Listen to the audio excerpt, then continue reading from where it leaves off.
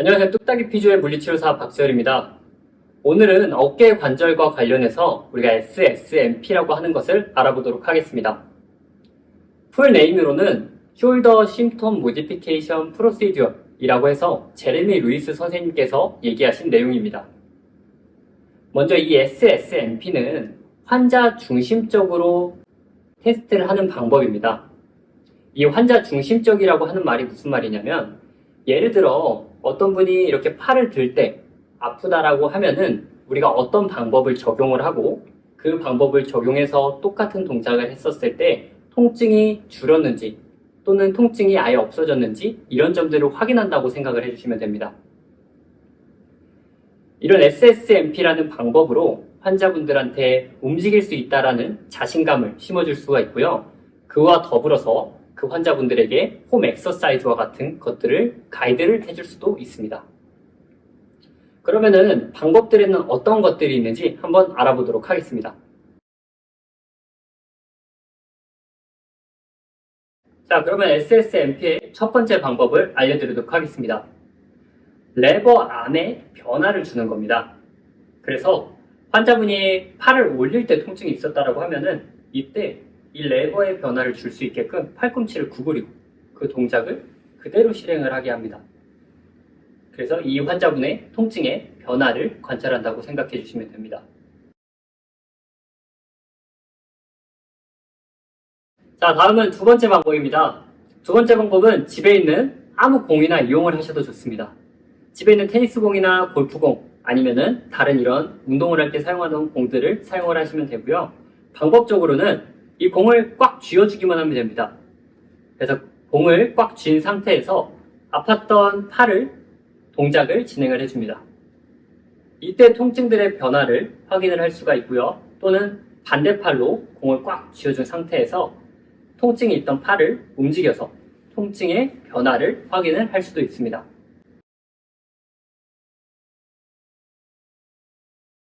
다음은 세 번째 방법입니다. 세 번째는 이렇게 발을 이용해서 웨이트 베어링을 바꿔주면서 진행을 할 수가 있는데, 내가 통증이 있던 동작들을 앞에 발을 이용하면서 체중을 앞쪽으로 실어주면서 해주는 겁니다. 그래서 앞쪽으로 체중을 실어주면서 아팠던 동작들을 하면서 이 환자분의 통증의 변화가 있는지 확인을 할 수가 있습니다.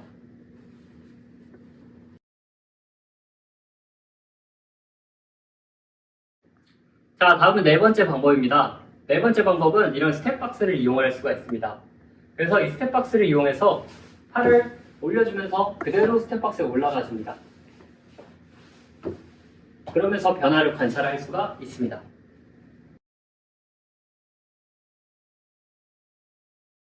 자, 다음은 다섯 번째 방법입니다. 이 방법은 집에 있는 이런 테이블과 같은 것들을 사용을 할 수가 있습니다. 그래서 테이블 위에 내 팔꿈치를 이렇게 올려주시고요. 그리고 팔꿈치로 이 테이블을 아랫방향으로 눌러줍니다. 지그시 누르면서 한 5초 정도 눌러주시고 힘을 푼 다음에 다시 한 번 더 지그시 눌러줍니다. 이렇게 두 번, 세 번 반복한 이후에 원래 내가 불편했던 동작을 다시 진행을 합니다. 그래서 통증의 변화를 관찰을 해주시면 됩니다. 자, 다음은 여섯 번째 방법입니다. 이 방법은 집에 있는 이런 밴드를 사용을 하실 수가 있습니다.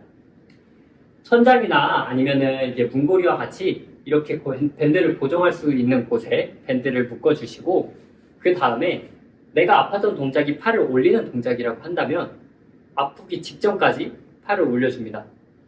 그리고 반대팔을 이용해서 밴드를 살짝 잡아당긴 상태에서 이 팔로 밴드를 잡을 수 있게 만들어 주시고, 여기서 버틴 상태 일단 첫 번째로 유지를 해주시고요. 그리고 아팠던 팔을 아랫방향으로 밴드를 잡아당겨 줍니다. 그리고 다시 돌아갈 건데 이때는 천천히 돌아가면서 통증이 없는 곳까지 이동을 해주시면 됩니다. 이렇게 5번 정도 반복을 해주시면 됩니다.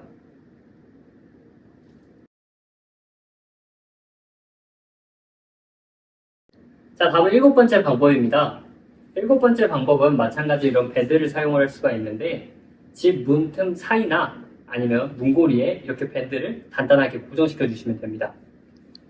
그리고 팔을 밴드의 저항을 이용하는 방법인데 밴드가 바깥쪽으로 텐션이 걸릴 수 있게끔 그래서 나는 힘을 바깥쪽으로 주는 밴드의 저항을 걸어주시고 그 상태에서 내가 불편했던 동작을 진행을 해주시면 됩니다.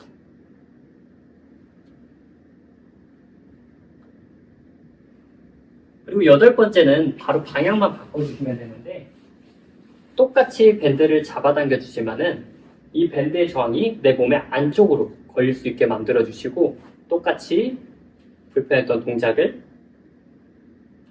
진행을 해주시면 됩니다.